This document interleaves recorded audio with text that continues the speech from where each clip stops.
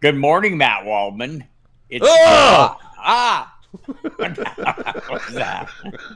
It's the middle of July, and it was like all nice and calm, relatively speaking, until that. Yeah. How are you today, sir? I'm pretty good. Pretty good. It's you've got me up at a godforsaken hour, but I Deal think with it. that I'm gonna have to deal with it. That's okay. It's But earlier here than it is there. that's true. But it's always too early here. Because it's late for both of us every night. We like to burn the midnight oils. What are you working on right now at mattwaldman.com that the people must know about?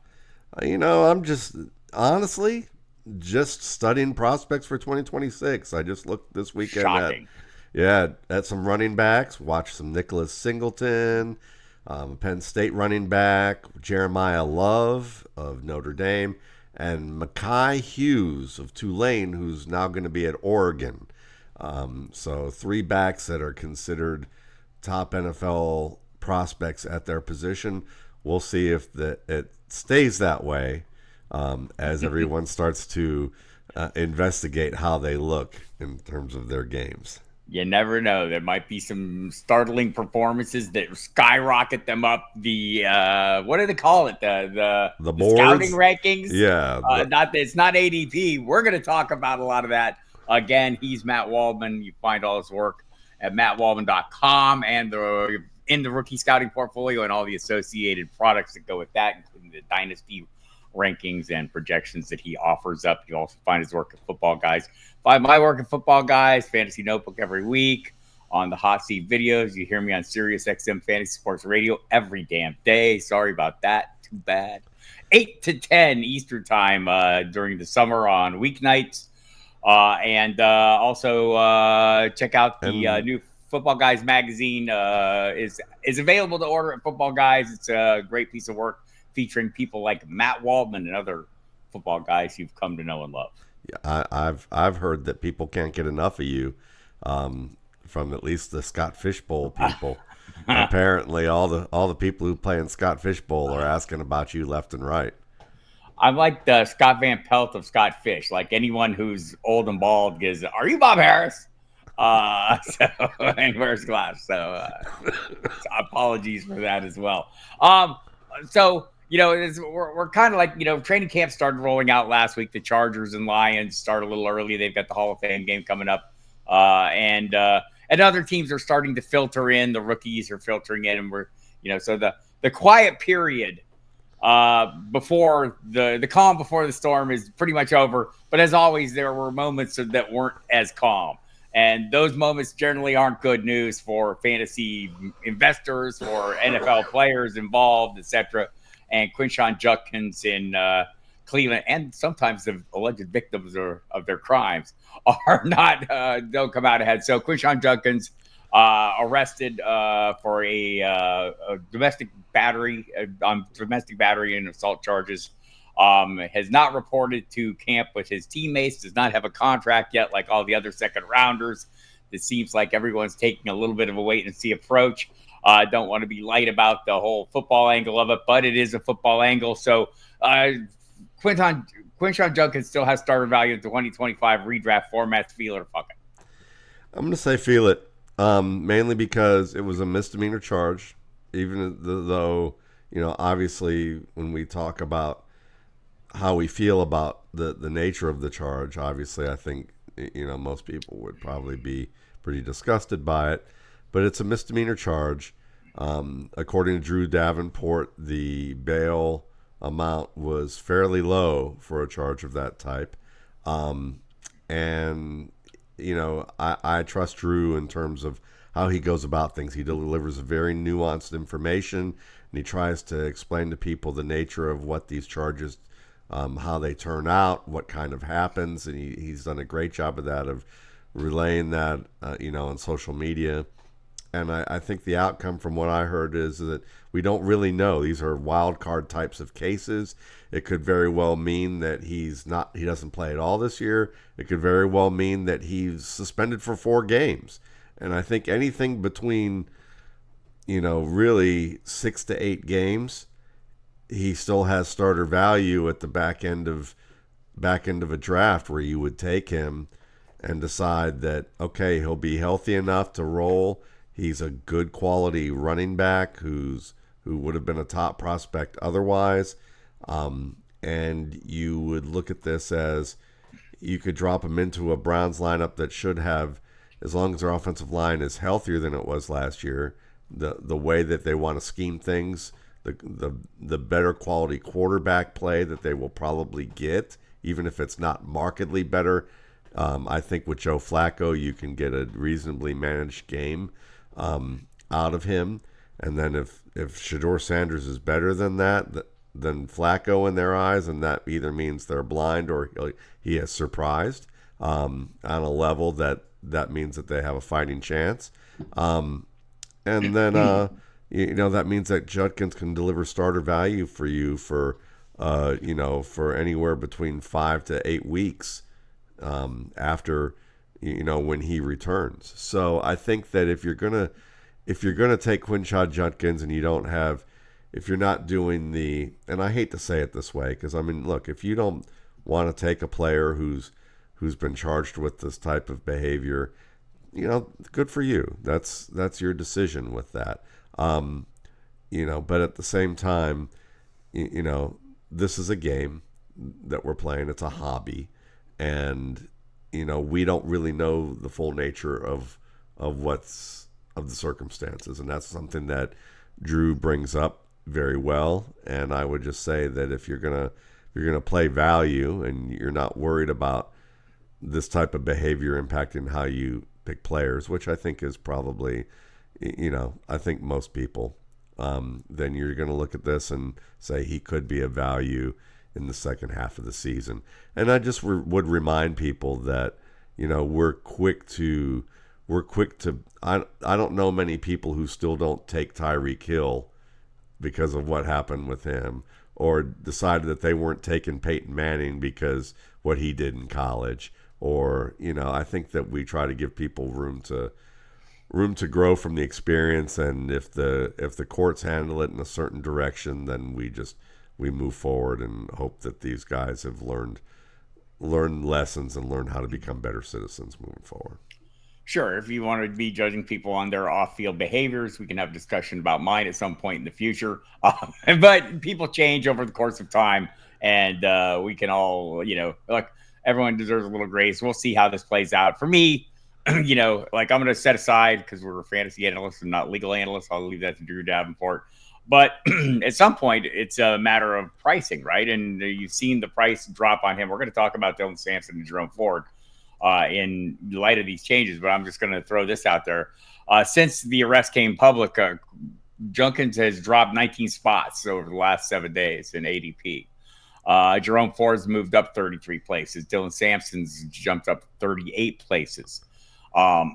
Those are huge shifts. Like there was a point shortly after. And so if you're out there doing what I'm doing and you're drafting, and I have how many drafts right now going on? 538. No, 1, 2, 3, 4, 5, 6, 7, 8, 9, 10. I have 10 drafts going on pretty much at any given time. That's how many I have going on now, and that's about the normal number. And you will find there will be moments where circumstances arrive where you think you're taking advantage of fortuitous moments. But I'm doing this because I'm drafting in hundreds of leagues. I'm building portfolios. I want to have exposure to certain players and stuff. If you're drafting in a single draft, this is a much easier decision for me, right? You can sit there and say, well, I'm looking at the ADP right now, and I like a lot of the players going in the same range as Quinshon Judkins without that uncertainty associated with this at better prices or at reasonably or similar prices. Or you could say he's gotten so cheap that even if I get a half year out of him at this price, maybe I get fresh rookie legs coming in late in the season or at some point in the season, and I have some fragility at the position otherwise. Maybe I need to take a little extra step to insure somebody, then I think it's perfectly fine.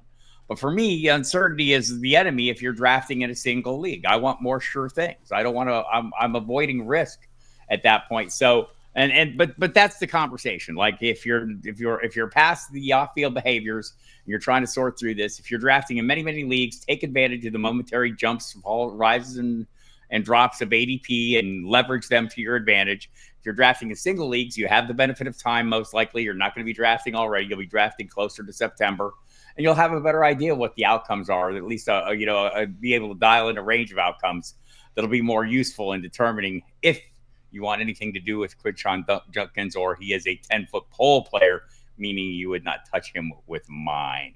Well, there. I think that's great commentary, and I'd just add to the fact that, if you're in one of those leagues where if it's an individual league and you're in one of those leagues where after round 13 people have never even heard of the players that they're picking, right? Or they're making fun of the names and they're somewhat inebriated, then Quinshon Judkins is probably a good guy to pick to take that risk on, because there's probably going to be plenty of good players available on the waiver wire in that kind of league. Sure. And I think that's perfectly reasonable. So, put that aside and just let's put Dylan Sampson in a vacuum. Does he have the potential to be a lead back in an NFL offense this year?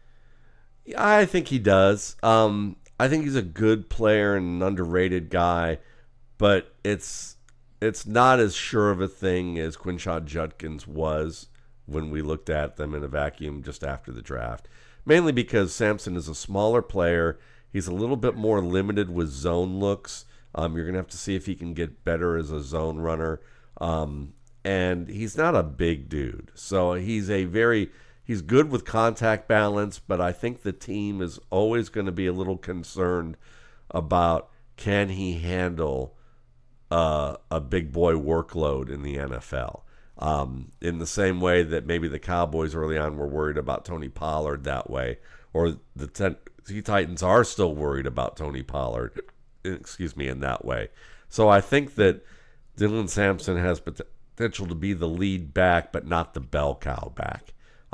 So he definitely moves up, but I would say don't want to move him up too far, because as we look at the rounds that he's in, there are going to be plenty of good players you look at and you go, I have fewer questions about them than I do Sampson. Yeah, it seems like reasonable. I'm not out there eagerly grabbing him. I am a little more interested in Jerome Ford, although the price is rising. He's still in 150th pick overall. He had been going as running back 57. That'll rise up, but he's down there in the ranks with the Kareem Hunts of the world. And the latest reporting, even before this issue, was from local observers, Ford was the likely starter early in the season. Does he have any value for fantasy investors, Matt? Feel it or fuck it? Oh, totally feeling it. He's officially going nowhere. He is staying in Cleveland. I know that our friend of the program, Devin Knotts, is probably not very happy about that. But Ford has speed. He can catch the football. He's a hard runner in terms of how he works as a finisher. I think with the offensive line being healthy, we'll see more efficient play out of him. And wouldn't surprise me at all if he's the lead back all year, at least until Judkins gets eased into the works, if everything works out for Judkins legally. It makes perfect sense to me. I agree with that, and I've begun. Before all this happened, I felt like I had gotten my share, the shares that I wanted of Judkins, and I wanted some, right? Like I thought, like maybe he was even in a better spot than he was in, immediately coming out of the draft. So I invested heavily. I had already switched to Ford just because he was going with the 186th pick overall, something ridiculous like that. So he's basically a free square play, and I love a lot of that. By the way, I'm just seeing here, poor Will Levis, done for the year. Not that he was going to play any time. Did he tear his groin doing splits on mayonnaise jars? He did not do that. Okay. It seems like a shoulder issue. Okay. Noah Fant was released by the Seattle Seahawks. Does he offer starter value to a new team, Matt Fielder? Fuck it. I think for the team, yes. For fantasy players, probably similar to where he's been in every other team, which is he's on the border of it if they scheme him heavily. He's a terrific athlete. The reason the Seahawks liked him is that he's one of those spark athletes. Right. They are very attracted to. They are the epitome. John Schneider is probably the epitome of the centerfold speed, type of thing, where that's massive cleavage for him, and he just completely loses his mind. So I think that Fant is someone that if you can scheme open, let him sneak behind the defense with his speed, match him up with a linebacker on a seam route, he can make some big plays for you. But he also drops his shares of balls, doesn't really get great position, isn't a good timing route runner. And that's the difference between being a guy who's a sure thing as a top 12 tight end and also has upside as a top 3 to 5 option. He's more of a low end version of David Njoku, in terms of how he plays. So, if the Chargers get him, maybe he's just going to be part of a committee. Even though they look and say, well, these are just guys. Tyler Conklin's a better route runner than Noah Fant is all day. Will Dissly's probably a wiser route runner in zone than Noah Fant is right now. So fire the dismissal. So yes, I'm not feeling Noah Fant. I think his time passed once he was in Denver and showed that he wasn't going to grow into that guy, and he hasn't since. The elite athleticism has never converted into great football play. This happens sometimes, right? Not every great athlete is a great football player. So yeah, he's, we'll see if he ends up somewhere. Circumstances or funny things, they can change greatly, and people who were previously not given good opportunities get them, and maybe that's all he needed. I think that probably wasn't the case for Fant, but I'm open to it. Sure. So good luck to you, Noah Fant, in your future endeavors. I'll move on to Elijah Arroyo. The X Machine would like me to believe to the moon with the young rookie tight end in Seattle. Where do you stand, Matt? No, not yet. I think he's going to get to the edge of the atmosphere here, and then they're going to let him parachute back down. AJ Barner's going to throw the elbow off the top rope. Pretty much, yes, because Clint Kubiak uses 2 tight end sets. Okay, so Fant's going to be that guy who sneaks behind the linebacker. Arroyo, excuse me. Same difference. Elijah, at least this year, really Elijah Arroyo is just going to, he's going to get those play action crossers that go deep, or the seam route or the wheel route, and you're going to get some highlights from him where he's going to give you a 15 to 20 point game, maybe 3-4 times a year. And then after that, how much is he going to really be used in the red zone in this type of situation? You've got to think that A.J. Barner is still going to be the underneath guy. He's good in tight windows, finds open creases in zones, and he's the most believable inline blocker at this point. Arroyo is going to get better as a blocker. I've seen some good work from him on tape at Miami where I think he has that potential. It's just that as a route runner right now, there's too much to probably expect from him to become that option that can be better than what Fant is. I think he just gives you what Fant has, and they looked at Fant as an aging redundancy who costs more money, and that's why they got rid of him. So you could take the chance on him, but I think he's probably more in TE15 to TE20 land in redraft leagues this year. And in Dynasty, I had him as like one of my top 5 tight ends, so I'm still bullish on him in a rookie draft. Especially in a premium tight end rookie draft, but he doesn't vault up to the top 3 right away. An aging redundancy, that's where you'll find me in the unpublished rookie scouting portfolio fantasy analyst section. Moving on. Trey Harris, always supportive of the Harrises, the rookie wide receiver in Los Angeles. Mike Williams announced his retirement this week. Local observers, Daniel Popper, I know from The Athletic, thinks it's going to be Trey Harris moving into the starting spot. What's his feel it or fuck it? Trey Harris's fantasy value with Mike Williams gone.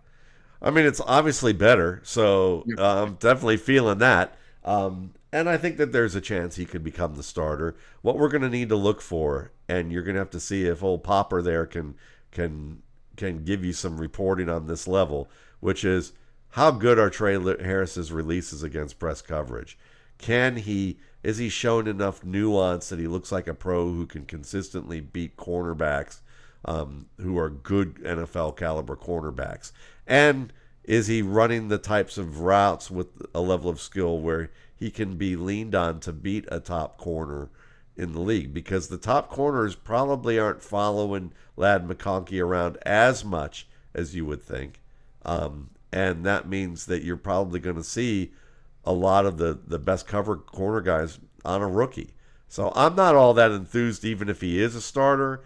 I'm thinking 600, 800 yards is probably his max at this point in his career because he has the ability to become a 1,000-yard receiver, but it's going to take more work. And what I mean by that specifically, because most people say that bullshit and don't back it up with with the details. And I think the details is that he's not patient and sudden off the line of scrimmage. When you look at a receiver like Davante Adams, he can perform the same move as Harris or same moves as Harris, but he does it in a manner where he really lulls the defender to sleep and then is very sudden in pulling the trigger to be able to get that separation. He does that, off the line at the top of the stem before the break. His breaks are really sharp. He understands how to use pacing in that fashion. And that's what most of the good wide receivers against man-to-man in the NFL do. Harris knows how to make the move, but it's like a dance move that doesn't have the nuance and rhythm. It's just robotic at this point. It's not very fluid. He doesn't know how to really change up the pace to make that work in the league right now. And also the move doesn't cover enough surface area in combination with the pacing for him to really get that it looks performative by NFL standards. At Ole Miss, if you perform the move, you're probably winning. Even in the SEC, you're probably winning if you have the moves. But it's how you perform the move in the NFL that took Davante Adams like at least 2 to 3 years to really perfect, and that's why he said it took him so long as a receiver, was beating press coverage in the NFL. So I like Harris, but I don't think he's quite ready for prime time yet, unless he just proves us wrong in camp that he's absorbed this stuff and really gotten it down. Man, that's a lot of naysaying on a guy named Harris. I'm not sure where that came from. Perhaps you're projecting a little bit there, Mr. Waldman. I'll just say this. I talked about this on the radio the other night, and I cited the great Matt Waldman. The Chargers want to run even more than they ran last year, and they ran a lot last year. And so if you go back over the course of time, they've only had one fantasy relevant in Greg Roman offenses, especially with Harbaugh. There's like one fantasy relevant receiver at a time. And right now that one is the child prodigy, Mr. Ladd McConkey. And I'll stick with that. I think he's a great dynasty pick because I think he is in a good spot, and it is a good quarterback. But there's some buzz about Oronde Gadsden getting some goal line catches or red zone work. We'll see about that. Also, we'll see. We'll see how the starting assignments play out. Because let's just move on to this question, because it's possible, Matt, we're sleeping on Quentin Johnston. I know Jeff Bell, who does the training camp reports for Football Guys, suggests that maybe Popper got a little axe to grind when it comes to Quentin Johnston. And maybe he does, but also maybe with good reason. I mean, this guy was drafted by the previous regime. He's never quite come through. But are we sleeping on the possibility that he is actually the player who gets the work this year opposite Ladd McConkey? I don't know about Jeff's analysis on Popper, but I can say that it specifically about how media may see Johnston after the expectations for him. I agree with the sentiment that Jeff has, and I'm feeling that we're sleeping on him because, if we're going to look at it from the crabbiest way, which is that, that dude you were quoting talking about how the Chargers want to run more and more and more. Yeah, I know, he's a fucking hack. But, the little kernel of truth with that is that if you're going to take a bet on the slappy starter wide receivers in terms of the amount of the paucity of targets they're going to have relative to guys at their roles with other teams that pass more, then Quentin Johnston's the best value of that bunch. And Johnston's probably the one most likely to handle the slot duties if they use three receivers and decide to put McConkey outside on occasion. But the bigger thing is this, is that everyone who didn't really study Quentin Johnston and understand what his game showed thought Quentin Johnston was going to be like a Julio Jones type of prospect or a Brian Thomas type of player, an outside receiver who could win the ball in the air and then run after the catch. And what they didn't see was that he had enough problems with his attack of the football that he's not that type of player. He's good after the catch. He's a good route runner, but he can't win those targets against tight man and tight windows and position his body in enough time because he just doesn't track the ball well in those situations. I mean, Marvin Harrison had some of that last year. Nobody wanted to believe that either, and we saw what happened with him and Kyler. So when you look at Johnston, if you reframe the expectations and say, all right, we can use him more as a flanker, and we can let him catch the ball uninhibited and really just, win on slants, win on crossing routes, over routes, things like that, and the occasional deep shot where he gets really behind somebody and doesn't have to come back to the ball. He can be a functional starter for a team, and he's a very good player after the catch. So if they figure out what he really is and stop trying to make him be something he isn't, he's like the second child who they projected to act like their first kid. You know, like a true second child. It would be, but I'm the oldest, so I don't know I'm the oldest. I took a shot, and they put me on an island anyway. They just said I was old and they cast me off. So I just want to go back to the comment on Popper. Not I'm not casting aspersions at Popper, but I keep thinking back to my old days at SI.com where Peter King said, sports writers don't root for teams; they root for their stories. And we can get into it. Fantasy analysts do the same thing. Sure. You've been standing for a guy, and you will continue to do that, or you've been Cedric Pearman. I'm still rooting for him, and he's retired. Diminishing a guy, and maybe you continue doing that, and maybe with good reason, right? Maybe with good reason, right? It's not like totally without reason why you're trying to look smart and be predictive about things. So again, not slogging on the reporter, just mentioning the observation from Jeff Bell. Stefon Diggs, according to Albert Breer, is likely to be ready to week 1. According to the Patriots pup list, that's increasingly likely. He's not on it to open training camp. Does this help his value? He's wide receiver 41, Matt.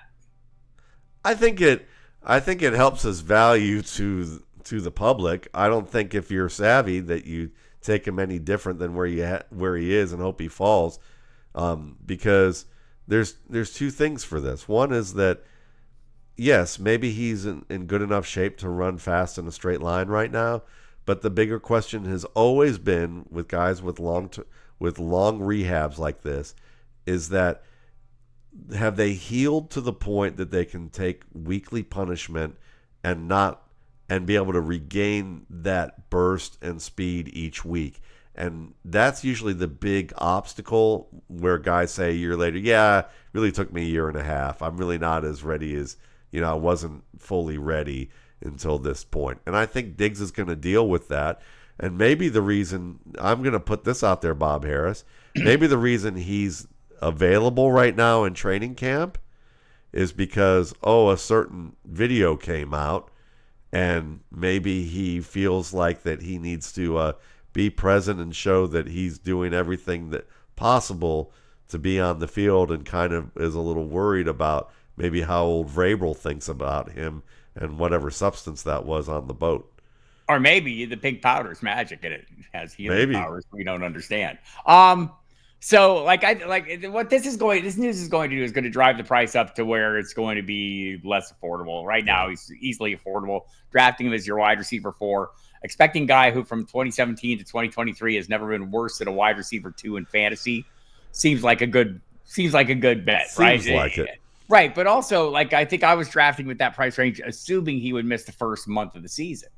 Right, yeah. I think the Football Guys projection still has him as wide receiver 24 on a points per game basis, which is probably about right. And so dial that in based on how much time you think he will or won't miss. Even not starting on PUP doesn't mean he's necessarily the week 1 starter. Maybe he takes a couple weeks, but they're going to leave the door open. But it is possible. He's been super productive. Our friend Phil Alexander posted a video. Kendrick Bourne posed, a workout video, all the team working. Diggs looked like he's moving extremely well, making all the cuts. Also, this was the same thing we had heard from OTAs before the pink powder incident. So the reporting was very positive on him. So, like, I'm going to take a positive outlook, and I'm going to think the shares that I have at wide receiver 41 are great. And as the price rises, I'm going to be less interested because the price is rising. There are other players I feel more comfortable with. Yeah, and Jordy Nelson, when did he get hurt? I think he got hurt in like 2011, and then in 2012 he came back. He played 12 games, and he had 745 yards, which was like the lowest amount that he had in like a 5-year stint with the Packers, where he had at least 1,200 yards every year, and he had that in the middle. But he was averaging 15.2 yards a catch and had 7 scores. Which still, for a 12-game stretch, 49 catches, 745 yards, and 7 touchdowns is good. And I think that if Diggs can match something like that, though I don't think we're going to see him in the 15 yards per catch range. Let me put a finer point on it. Yeah. Stefon Diggs becomes Drake May's favorite target. Feel it or fuck it. Fuck it. I'm not saying that. No, I think Say it. No, I think he's the. I think he's the second. I think he's the second. He's going to be the number 2 or number 3 guy. I think Demario Douglas could wind up being the favorite just by nature of the pass rush.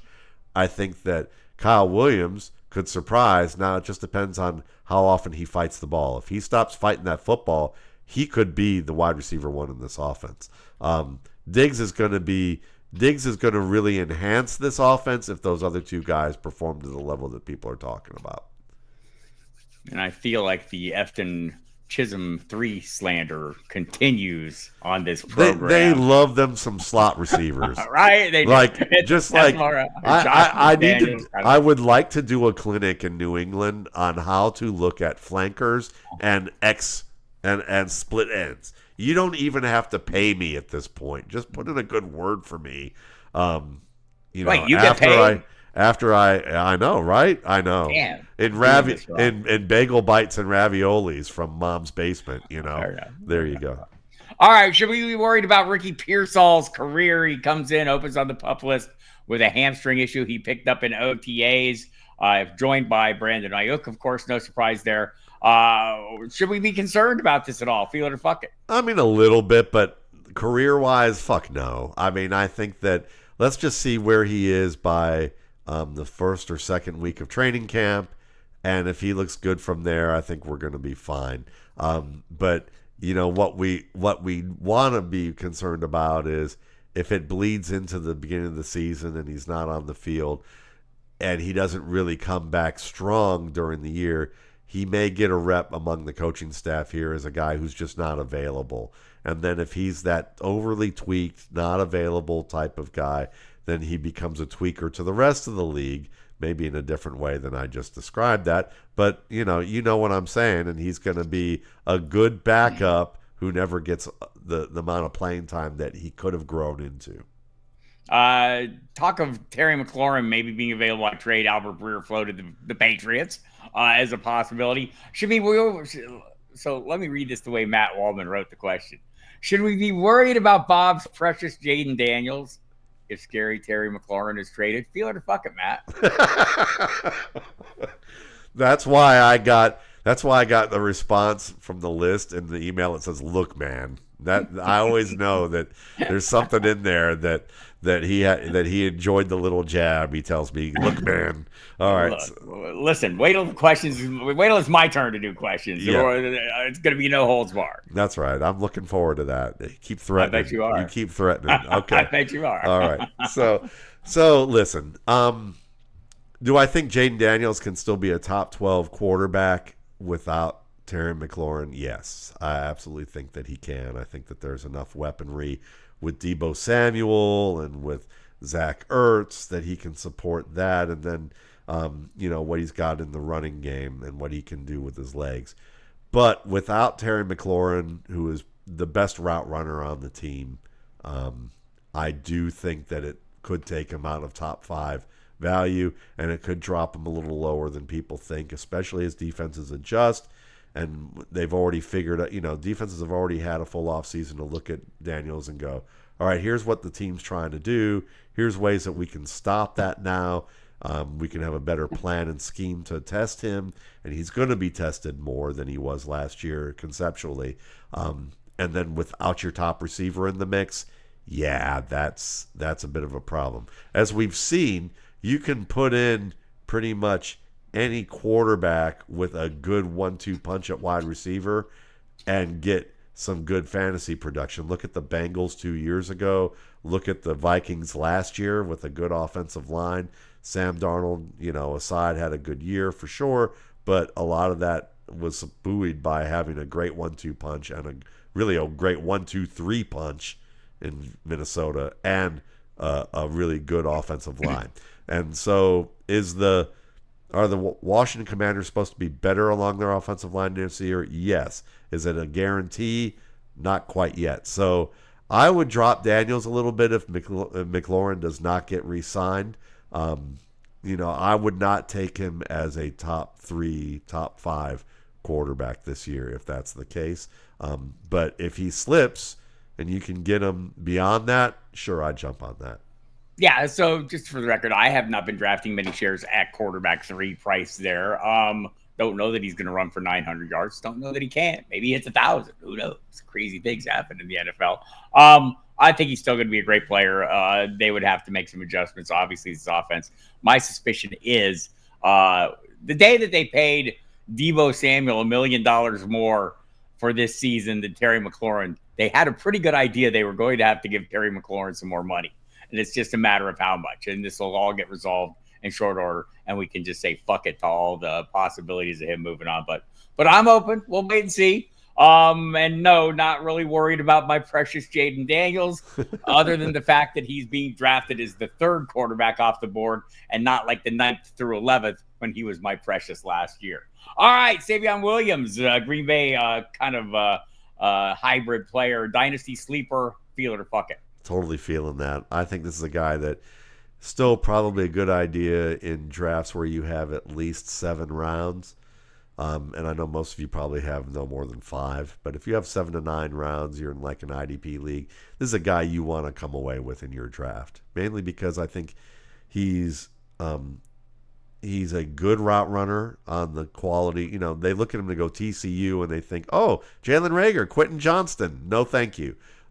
But really, he's got better hands than Quentin Johnston. He can win the ball and position himself better than Johnston does on those plays that they expected Johnston to do. He's a better runner after the catch than Quentin Johnston. In fact, he's a better runner after the catch than just about every wide receiver in this class.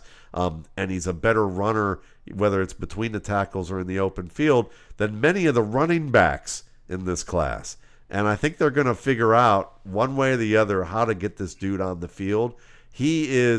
If Jayden Reed played the Deebo Samuel role for the past few years, I think Savion Williams is going to cut into that, and he's going to show you what a Deebo Samuel role really looks like. And if he can grow into his pause as a route runner, and I think there's reason why he could make Deebo Samuel look like a chump, if you ask me. And that's a tall order. He's that good in terms of promise. Will he fulfill it?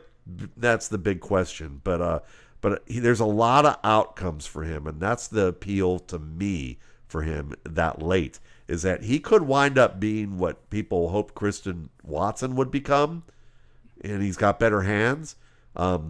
He could wind up being the successor to Josh Jacobs if they decide that they don't like what they see from him as a route runner, or they just look at what he does as a running back and go, wow, why don't we just give him more opportunities there? He's already a good gap runner. He can become a really nuanced zone runner, and I think he has the conceptual talent in terms of spatial awareness and how he sets up blocks to make that jump, and he's got great contact balance. This guy is really what Cordero Patterson could have been if they figured it out earlier. And I hope they figure it out earlier with Williams.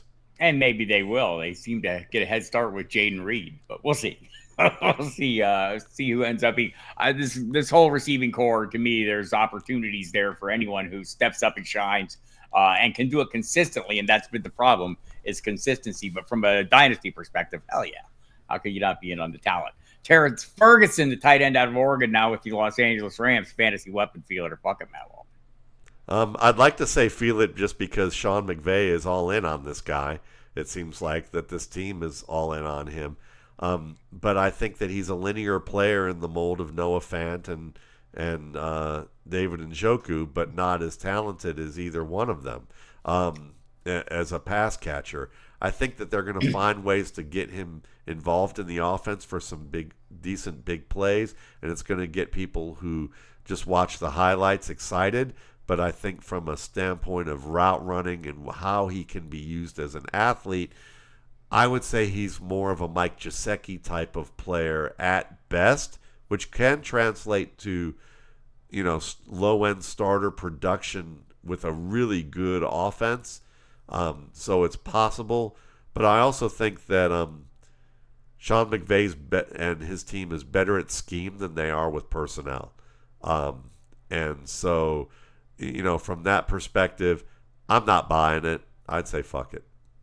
Fair enough. I'm not buying it either. I'm open to it, but only viable in dynasty leagues where you're drafting.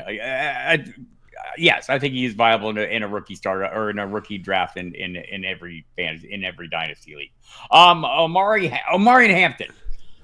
Look at the Chargers. By the way, great strategy cornering the market on the Harrises. Omari and Hampton has the edge over Najee Harris. The eye issue keeping he's on the non-football injury list. Can come off at any time. There's a lot of mystery around this eye injury, the fireworks accident.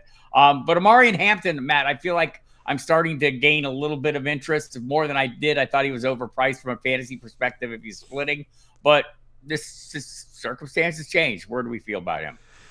Okay, there's two ways I look at this. If the Najee Harris eye injury truly is superficial, then I'm going to say fuck this noise. And the reason is that people want Omari and Hampton to be a thing because he's the latest and greatest early pick. He was also going to get beat writers and some draft nicks proven right that he was 1A to Ashton Genty's, or 1B to Ashton Genty's 1A. He is a physical specimen. So was Najee Harris. But he doesn't have the pass pro chops that Harris does. He doesn't quite have the between the tackles chops that Harris has, though people will look at what he did behind Pittsburgh line and say that Harris sucked and that he was holding them back. But I think I remember Steelers fans saying the same thing about James Conner and that the oncoming threat of Benny Snell was going to rule the league. James Conner is still fucking holding off top-end prospects in Arizona. So I would say that if, you could look at the news and say, well, if Harris's injury is just superficial, why is he on a list like this? Why is he not ready? But we have to remember, just look around, just look in the mirror and look at your eye and look at how crepe thin the skin is around that eye. And think about how delicate the eye is. And I can say a little bit about that because I've got 3 eye doctors in my family. So I can tell you this. When you have a superficial injury, it will heal within a quick amount of time, but you've got to give it time to heal. And that means that they probably have either put a patch over it or it's probably at risk for re-injury and worse injury if you don't give it the time to fully heal up, or just getting blood or cuts or whatever it is that he has around that area. So they're just going to, it's just one of those things where it's not going to impact his sight long term and anything like that. It's probably just more of a superficial cut that can be that could just get inflamed or infected or something worse if they don't let it heal all the way. And really, we all know that running backs in camp don't really get to prove much until they're actually on a field. So we could have Omar and Hampton as the bell cow starter proclaimed that way week 1, and by week 3, Najee Harris is getting 60% of the touches. And I think I think Harris is getting underrated, and Hampton is just getting rocketed up boards because It just seems like obvious stuff if you're not looking at the details. Before this circumstance, Hampton was going as running back 16. I wasn't comfortable paying that price with Ken Walker, Chuba Hubbard, James Conner, and a wide range of guys going at better prices with what I consider to be more certain roles, or at least roles I'm more comfortable with. So that's been my problem. This is going to raise his price, so fuck that.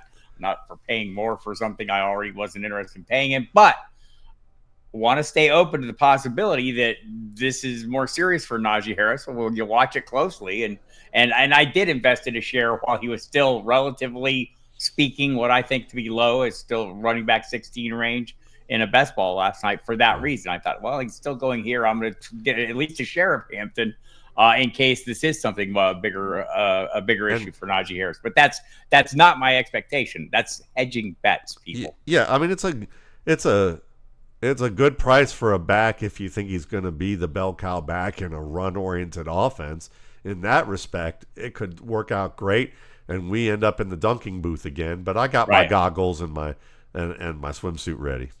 All right, man, you got me all interested okay, now. Okay, all right, Bob, calm down. Slow my roll here. Right. Rashee Rice. Speaking of slowing rolls, suddenly we got last week the outcome of his case was adjudicated. He is guilty and facing a sentence, and none of that matters from an NFL perspective. He's going to get 5 years probation, 30 days in jail.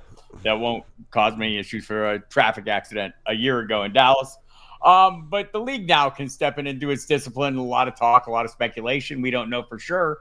How do we draft him right now? Rashee Rice, fantasy starter in 2025, feel it or fuck it. You're not drafting him as a starter in 2025 right now. I think that he's wide receiver 52 on Underdog as of yesterday afternoon, and I think it's going to drop more. Quickly. I have him at wide receiver 66, and I haven't changed on him at all. That's where I had him. Just a little context. He had been going as I want to say wide receiver 17 or 18 or something ridiculous on best ball. So I have very few shares of him for that reason. Yeah. I mean, it's just one is the whole injury thing we talked about with Stefon Diggs earlier.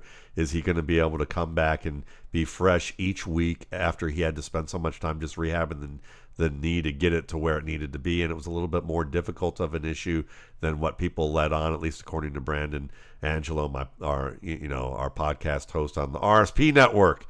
See, we've become a network. I don't know. Maybe we haven't. We'll try that on for size. It sounded stupid as fuck, so we're not using that again. But on the other show that we do, he does a good job. He's a trainer. He understands this kind of stuff. He did well with Kirk Cousins. He talked well about Tony Pollard and how that happened. Rice fits into that mix. On top of that, they want to go downfield more. And while Rice can go downfield, if you're not completely well recovered and week to week and don't have that juice back, well, Xavier Worthy has that juice.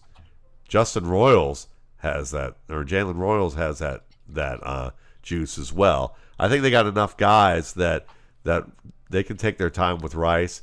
So maybe he could give you starter production over a 4 to 6 week period at the end of the season, and that could work out for you. But I don't want to invest in that unless he's clearly in the second half of fantasy drafts in August. All right, so let's talk. You brought it up. Let's talk about Patrick Mahomes. The talk is that he wants to go deeper. His ADOTs dropped down to 7 yards a pass. The last couple of years, it's been diminished since Tyreek Hill went on. Are you buying into the notion with Xavier Worthy and Marquise Brown and other pieces that we're going back to the Potomac bomb years with Pat Mahomes, who's going, by the way, as quarterback 6 consistently?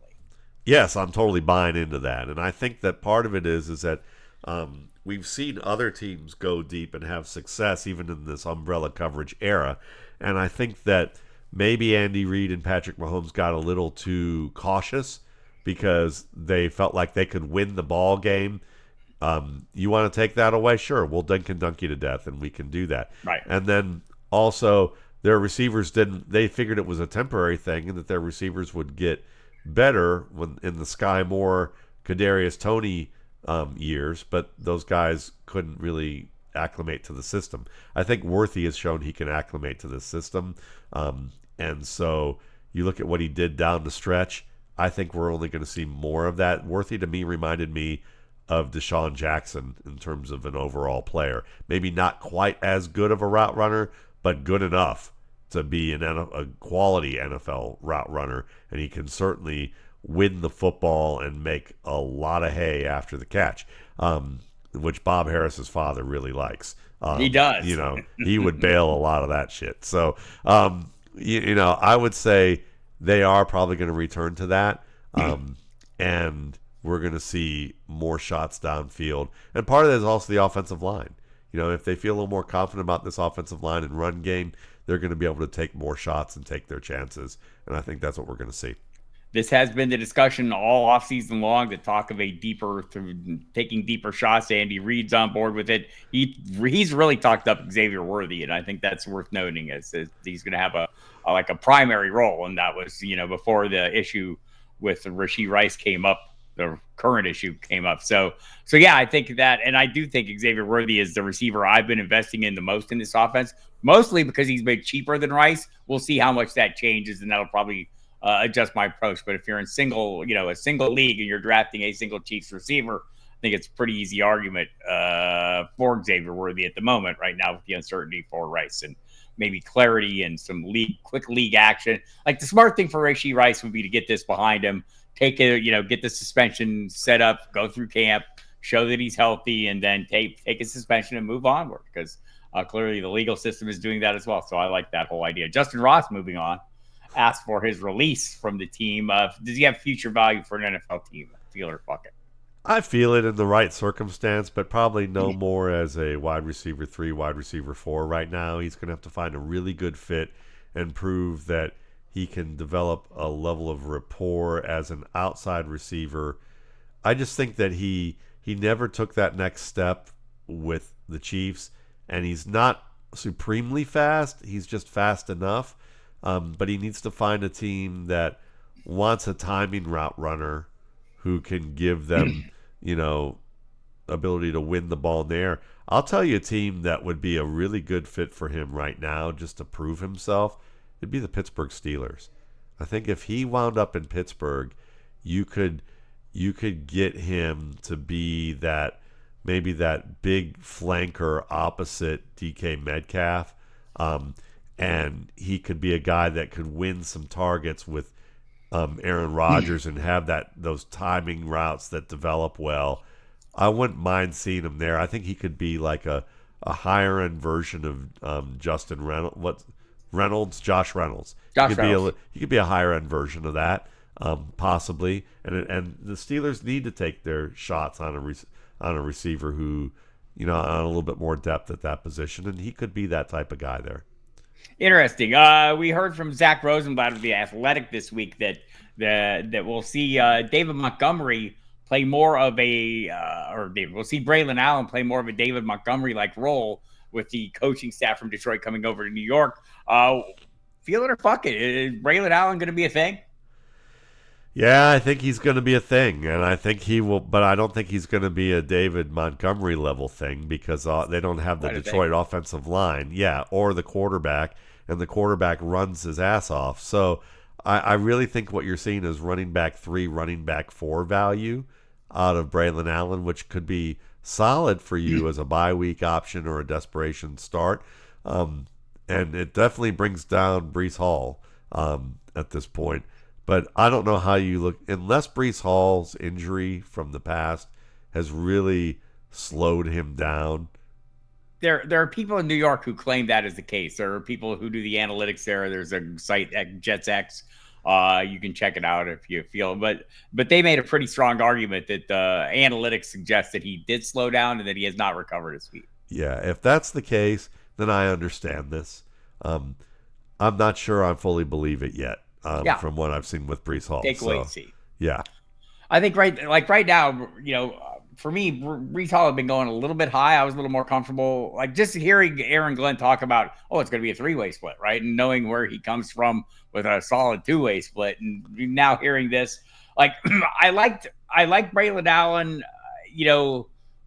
I don't mind him as running back 54. He will no longer be running back 54. He will rise up. Right, based on this news, that's how we react. And if Hall falls further because of this news, I'll be a little more interested. What do we think about the Dynasty? Is he a buy low in Dynasty, Breece Hall? I would take that chance because I think he's one of the most talented running backs in the league when healthy, and I would bet on that. I would take that bet as long as I'm getting a reasonable deal as a buy low. And Braelon Allen, Braelon Allen to me, if he's running back 44, I would take a chance at him there. No higher than that, probably. No higher than probably running back 40. Right. But Hall, I don't know, man. To me, even when I saw him when he came back, maybe the quickness isn't quite there, but the cutting ability was strong. His vision's great. He's a great receiver. I don't know. I would buy low. He is a great receiver. Let's put the context on it. If you love if you want to try and suss out the notion of what this is capable of, Matt said, the offensive line is not great, but when the two played together just last year, Gibbs and Montgomery, what the possibilities are. Gibbs was running back 5 over the 14 games when both were in the lineup. He averaged 18 points per game. Montgomery was running back 9 over that 14-game span, right? So at the right price, I'm like, that's what interests me about Hall. But I think all the pieces, the associated pieces, are not at the same level for sure. Speaking of Jahmyr Gibbs, talk this week that he's lining up at wide receiver more. Does he have maybe a little more PPR value with additional work split away from the formation? Feel it or fuck it. I mean, I think it could be, he could have more, and it could be, but I don't think it's going to be massively more. There's not much higher he can go. We're drafting him to the ceiling, right? Yeah. As running back 3. If anything, I could see it being the opposite because as much as if they spread him out more, then they're going to target him more like a receiver, which is probably meaning that Jared Goff's going to be thinking about him like a wide receiver, and that means that he probably won't execute as well in those situations. And I'm really tempted whenever we get a call on this show, I get spam calls whenever we're doing this show, to just answer the phone one day and say, welcome to the Feel It or Fuck It podcast. Feel it or fuck it, Breece Hall, buy low in Dynasty. And see if we can put them on speaker and see what they say. But anyway, with Gibbs, I think that probably I would not raise his value on this. If anything, it just sounds like they're trying to find ways to trick the defense more.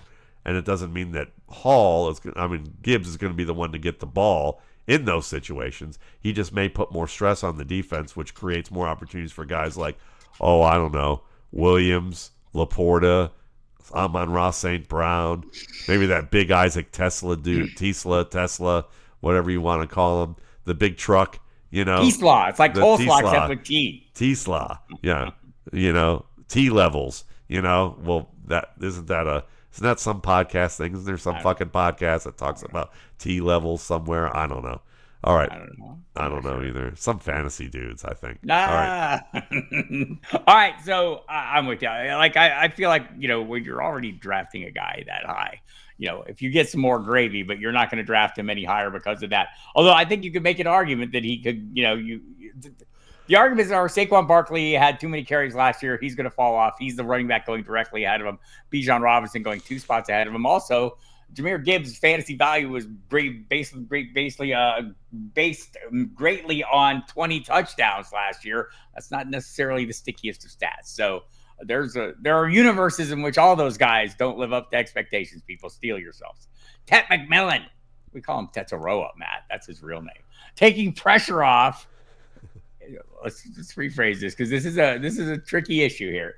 Xavier Legette dropped a lot of balls last year. Legette and Tet McMillian being on board decreases the pressure on Legette and makes him less likely to drop passes. This is a convoluted theory, sir. Feel it or fuck it. That's the theory that was posed by a beat writer in Carolina. I'm gonna say fuck it, mainly because catching the ball is catching the ball, and really, it's not like Xavier Legette is now going to have nobody against him when he's catching the ball versus 4 people. It was really one, he's still going to be in a one-on-one situation. He's still got to position himself well. He still has to get his hands in the right position to attack the football. So That's what's going to make a difference. And on top of that, Tetairoa McMillian, is he going to be the next Brian Thomas? I don't think so. So looking at it from that perspective, McMillian might be good enough to command the top cover corner, but I don't think Xavier Legette's hands are going to be that much better because he's facing the secondary corner. So the narrative in itself is fuck that. The fact that maybe Xavier Legette can just improve his hands, I'm feeling the potential for that, but I'm not going off the wall to buy it either. Feeling all of that. Garrett Wilson gets a 4-year contract extension over $30 million a year. This was a wise choice by the Jets. Feel it or fuck it. Fuck that. I mean, I got a bunch of Ohio State alums in my family, and they're probably not going to be happy to hear this. Jeff Bell is bristling right now. So is Devin Knotts, and so is half the football guy staff with Ohio State degrees. But I'm just going to say this. All of you Ohio State homers need to understand that Justin Fields is not a good starting quarterback. He is a low-end borderline starter who happens to run really well, who cannot make full-field reads on as good of a basis as quickly as he should. I don't think that's getting better now that he's in, his third offense in 3 years? Third scheme in 3 years? And I don't know. Garrett Wilson, I feel like he took this deal because he's excited about Justin Fields and thinks they're going to relive their glory days.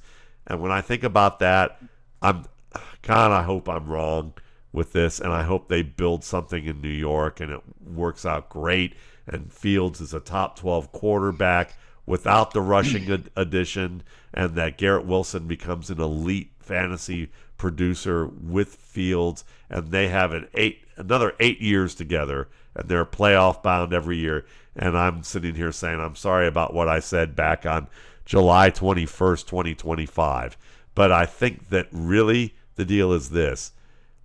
It was foolish. Garrett Wilson could be on another team, sooner than later, that's actually contending, that has a legitimate quarterback. And I feel like he let his friendship and his Ohio State glasses just cloud his vision about what he could be doing here. He's going to be here 4 more years. You want to be or he let $90 million in guaranteed money cloud his vision as well. But he could have had. I know. I hate to say that because the money's a big deal, but he could have gotten paid somewhere else. Maybe not that much, but he could have gotten paid more and had a chance at a ring. I'll say this, for the Jets, this is a really great deal. By the way, they signed Sauce Gardner to a record-setting extension too, like the day after, and they became the first team, I want to say, since they went through, since we entered this new era where they can do the extensions. They're the first team to do the first time to have 2 first-round picks get extensions in that open window. So the Jets are making moves here, right? So, I see, I'm on one hand, I admire what the Jets do. I can see if you're Garrett Wilson. Here's the thing for both the Jets and Wilson. His price is not going down. The price is only going up. So getting the deal done now makes perfect sense for the Jets. Also for Wilson, waiting around would make sense. But also players don't like to wait around. They want that security. That's all they're interested in, is having that security and guaranteed money. And when that offer came, I don't knock him at all for sticking with the team that drafted him and taking the money and the security that comes with it and hoping that things come around with his former teammate, the great Justin Fields, as his quarterback. Maybe in a way, look at you trolling me. But it's kind of like this, Bob. It's kind of like in our industry where folks end up at a big network and you're like, man, that's so awesome that you got that big network job. And I think that in a lot of cases it is really awesome. But then at that big network, they make you do so many appearances in so many different ways. And now you're worried about your weight, the makeup, what you look like, what you're dressed like, how many commitments that you have, that the thing that made you worthwhile to that network, the work that you did was worthwhile. Now you're going to have to, now you don't have the time to even do that caliber of work. and then you end up like feeling like you're hot trash compared to what you could have been. But the money was there. Or you do that, but you're like sleep deprived to a degree even Bob Harris can't comprehend, or even a mid December, early April Matt Waldman can't comprehend, and on top of that, you don't know whether your contract's going to be over, within a year, and every year you're like completely a nervous wreck, so. I'm just talking from our industry standpoint. I know, Bob, you don't need to comment on any of this, but I'm just saying, it's fascinating to me because foresight is difficult to have, and I think that, Garrett Wilson is. I just afraid he's going to look back at this and go, well, I've got the money and my family's right, but nobody's going to say to him, you had the money anyway, and you were going to get the money anyway, and you would have had a shot at a ring and to actually play with players who weren't just your buddies. They were like top-notch professionals. Unless he got hurt this year and heads into free agency at some time in the future with question marks surrounding him and all those things. All There's right. a lot of things going on. You're right. Okay. Look, Matt, I got to go adjust my makeup and change my wardrobe for my next appearance. I appreciate the time. That's it for this week's Feel It or Fuck It. We'll be back next Monday. There will be many things to feel and fuck at that point, with all the teams having reported to training camp.